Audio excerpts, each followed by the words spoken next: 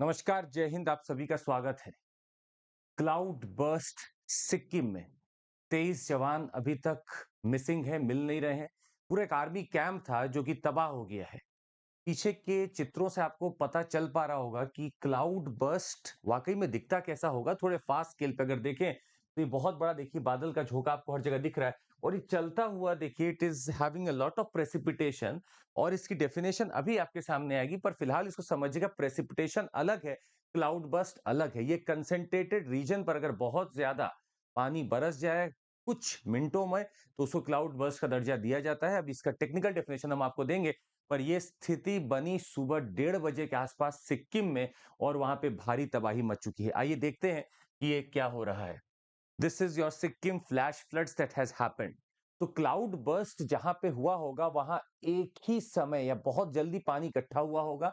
पानी डाउनस्ट्रीम बहने की कोशिश करेगा और चूंकि कैचमेंट एरिया या जो भी वहां इंबैंकमेंट्स होते हैं वो इतने पावरफुल नहीं हो सकते कि सारा पानी को वो सह कर पाए, इसीलिए वो फट जाते हैं या पानी विस्तार हो जाता है। इसीलिए इसको फ्लैश फ्लड्स का दर्जा दिया जाता है। That has happened and you can see the position into various photographs.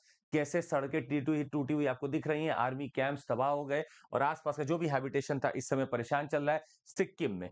अब सिक्किम में ये कहाँ हुआ ये समझने की कोशिश करते हैं। सिक्किम में आप एक वैली का नाम पहले समझिएगा। इस वैली का नाम है the Lachen valley. Lachen valley में रिवर भी बह रही है जिसका नाम है लाचन रिवर, और ये सब तीस्ता रिवर से संबंध रखती हैं। तो जैसे ही आप इस पार्ट में पहुंचेंगे सिक्किम में आप इस पार्ट में देखिएगा, यहाँ पे एक लाचन रिवर है और एक लाचुंग रिवर है। ये लाचन और ये लाचुंग रिवर है और यही आपका तीस्ता बन के नीचे बह भी रही है। This Lachen valley had a flash flood, और यहाँ इतना पानी आया इस वैली में कि पानी ओवरफ्लड हुआ, इंबैंकमेंट्स टूट गए, डूब गए कुछ लोग और बहते हुए चले गए हैं। आर्मी कैंप उजड़ गया है, सड़कें टूट गई हैं, bridges, even it is said that Indreni bridge वहां था सिंगताम टाउन में। सिंगताम टाउन आप अगर यहाँ देख पा रहे होंगे, ये आपका गैंगटॉक है, इसके ठीक ऊपर देखिए आपको दिखेगा सिंगताम लिखा हुआ। सिंगताम टाउन में ये हादसा हुआ है। This has happened in Singtam town and Indreni bridge आपका टूट गया। 30 kilometre from the Gangtok it has happened and it was the release of water from the Chungthang dam. अब आप देखिएगा, इधर से भर के पानी आ रहा है, इधर से भर के पानी आ रहा है, इधर ही हुआ था जो क्लाउड बर्स्ट, पानी भर के आ रहा है। This is your Chungthang, this is your Chungthang dam over here. और इसमें इतना ज्यादा पानी इकट्ठा हो गया कि पानी को रात में 1:30 बजे अपने आप छोड़ा लोगों ने। अब जैसे ही पानी छोड़ा नीचे के डाउनस्ट्रीम में हो गया और तबाही मचा दिया। This has happened because of reason of cloud burst. Cloud burst की वजह से हुआ है। आइए समझते हैं कुछ और चीज इसके बारे में। एक लेक है, इस लेक का नाम है the Lhonak lake. Lhonak, LHONA K, location important है। सिक्किम के नॉर्थ वेस्टर्न पार्ट में दिखेंगे, सिक्किम के नॉर्थ वेस्टर्न पार्ट में देखेंगे तो आपको एक दिखेगा ग्लेशियर लेक। इसका नाम है लोनाक लेक। इसके ठीक वेस्ट में अगर आप देखेंगे तो लोनाक ग्लेशियर भी है। ये लोनाक ग्लेशियर है और ये लोनाक ग्लेशियर आपका फीड करता है लोनाक लेक को, जो कि एक ग्लेशियर लेक है। ग्लेशियर लेक अपनी एक बहुत कम क्षमता में बस पानी रख पाता है। अगर इसकी क्षमता ब्रीच हो जाए, चूंकि ये ग्लेशियर लेक है तो सिर्फ कुछ डिपॉजिट से बना रहता है। ये कोई ऐसा लेक नहीं जो बड़ा पावरफुल होगा, ये बस उतना ही पानी रख पाता है जितना कि शायद धीरे धीरे ग्लेशियर से मेल्ट होकर आ रहा होगा। अचानक से लोनाक लेक में अगर बहुत ज्यादा पानी आ जाए, क्योंकि यहीं पे क्लाउड बर्स्ट हुआ, और जैसे ही इसमें बहुत सारा पानी इकट्ठा होगा ये बर्स्ट करता है। इसी को कहा जाता है glacier lake outburst. Glacier lake outburst, जिसके कारण नीचे के डाउनस्ट्रीम एरिया में फ्लड्स आते हैं। तो यही हुआ है लोनाक लेक में, north western part of Sikkim. और यहां से पानी बहते हुए आपको बता दें लाचन वैली में आया। यहां से आपका चैंगथम डैम था जो खोल दिया गया और नीचे तक आपका पार चला जाता है, पर ये पूरी एरिया ग्रसित रही है। This has happened and the people और द आर्मी कैंप पूरा समझ रहे आप, 30 आर्मी पर्सनल एज पर द रिपोर्ट्स कमिंग बाई, 23 था फिर 30 अभी बता रहे हैं। धीरे धीरे ये भी बढ़ रहा है। तो हमारी पूरे रेस्क्यू ऑपरेशंस वहां पे ऑलरेडी चालू है, लोगों को ढूंढा जा रहा है। पर ये थोड़ा सा एक भयावह स्थिति बनी है। सुबह की बात है, as many as 23 army personnel have been reported missing following a flash flood triggered by a sudden cloud burst over the Lonak Lake in Sikkim. अब इसमें कुछ चीजें समझते हैं हम लोग क्लाउड बर्स्ट के बारे में। आइए, पहली चीज आपको बता दें, एज पर IMD डेफिनेशन क्या है क्लाउड बर्स्ट की। 100 millimetre of rainfall in 1 hour. 100 millimeter of one rainfall in 1 hour is called as cloud burst. This is our definition. अगर 100 मिलीमीटर रेनफॉल हो रही है 1 घंटे में तो उसको क्लाउड बर्स्ट कहते हैं। मतलब बहुत अच्छा खासा प्रेसिपिटेशन एक कंसेंट्रेट एरिया पे गिर रहा है और over small geographical region, actually 20 to 30 square kilometre के अंदर ही में सब कुछ हो रहा है। Rainfall of 100 millimeter per hour translates to 100 liters for every square meter. 100 liters for every square meter where a cloudburst occurs, and it is about 2 billion liters of water. Imagine 2 billion liters of water in an hour. मतलब कितना litre होगा समझिएगा, 2 billion litres of water आपने कहीं डाल दिया है, फर्ज करिएगा 2 billion litre of water in an hour, एक घंटे में आपने 2 बिलियन लीटर ऑफ वाटर डाल दिया हो, ऐसी स्थिति हो जाती है। टॉल क्यूमुलोनिम्बस क्लाउड मतलब बहुत बड़े-बड़े टावरिंग क्लाउड्स आपको दिखेंगे, they develop their. Cloud burst occur mostly over the rugged terrains. Now this is something to understand why and where the cloud bursts are having more propensity to develop. They happen over the mountainous regions, the rugged terrain. Why? I'll let you know.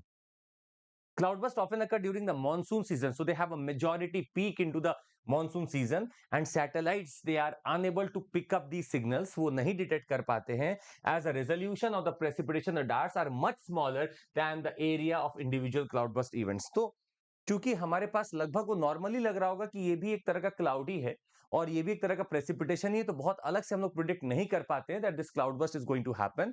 Multiple Doppler weather radars can monitor moving cloud droplets and help to provide forecast for the next 3 hours, but radars are expensive and we cannot put it everywhere. So the change in monsoon extremes and cloudbursts are in response to the 1 degree Celsius rise. So as it happens, अब हम आपको कुछ लेके चलते हैं climate change के ऊपर और कुछ बातों के ऊपर, जस्ट समझने की कोशिश करेगा। So what happens is I have my rugged terrain like these, and if my cloud starts moving from here, this is your orographic uplift. This is called as orographic uplift. यही आपका orographic uplift है, ये ऊपर की तरफ push किया जा रहा है अपने आप, क्योंकि हवा इस तरफ इसको लेके जा रही है। जैसे जैसे ऊपर जा रहा होता है, इट कंडेंसेस, मोर कंडेंसेशन, तो आपका कंडेंसेशन का जो रेट है वो बढ़ गया। अब यहाँ पे आके अच्छा खासा ये बन गया है क्लाउड। अभी भी क्या होता है, if it is pushed even further, it just enlarges, keeps on accumulating the moisture so much that a point will come where it no longer can hold the moisture, और यहां से पूरा पानी एकदम ऐसा गिरने लगता है, क्योंकि अब इससे ज्यादा ये कैपेसिटी इसकी है ही नहीं। ये ओरोग्राफिक अपलिफ्ट की वजह से इतना ज्यादा पानी ले लेता है कि अब इसके पास क्षमता ही खत्म हो चुकी है और ये तुरंत शेड कर देता है। अब इस पार्ट को सोचिएगा, इतना पानी मिला, इधर जो भी लेक होगा वो आउटबर्स्ट होगा और सीधे डाउनस्ट्रीम में पानी जाएगा फ्लड करते हुए। एक तरीका ये है। दूसरा तरीका आपको बता दे, if because of temperature changes what happens, कि अगर यहां पे लगता है एयर पार्सल को कि मेरा अभी भी टेम्परेचर ज्यादा है, more temperature of the air, more moisture it can hold, तो जैसे जैसे टेम्परेचर का यहां बढ़ता जा रहा है हवा में, वैसे वैसे वो और पानी इकट्ठा करता जाएगा। एट द पॉइंट जहां इतना ज्यादा पानी इकट्ठा कर लिया है, टेम्परेचर ज्यादा है और पर पानी इतना ज्यादा इकट्ठा कर लिया कि under the pressure of gravity ना, और pull of gravity, it will all fall down. तो आपका दो चीज मिला आपको, orographic and the second one is your temperature thing. These two are actually the primary factors of the cloud burst to happen.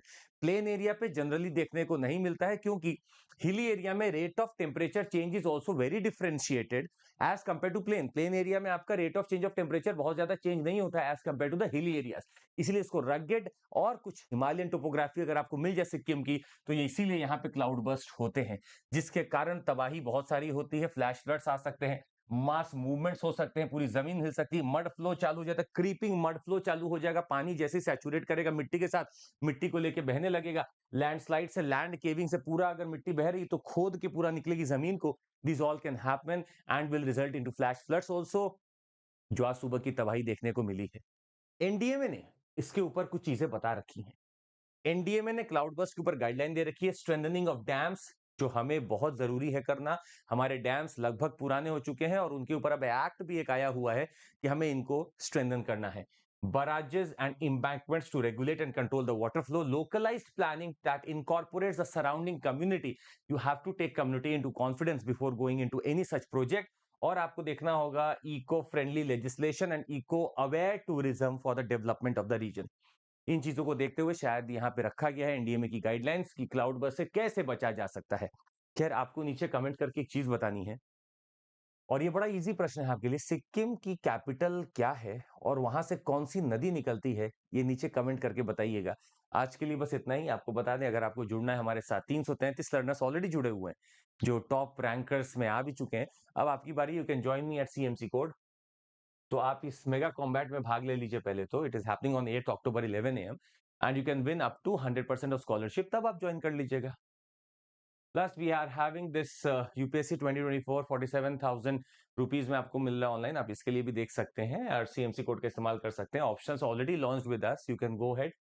Plus we have the EMI facility available. Please you can try to take up and offline also we have started. Thank you so much, take care. जय हिंद. जरूर like, subscribe और share करिएगा.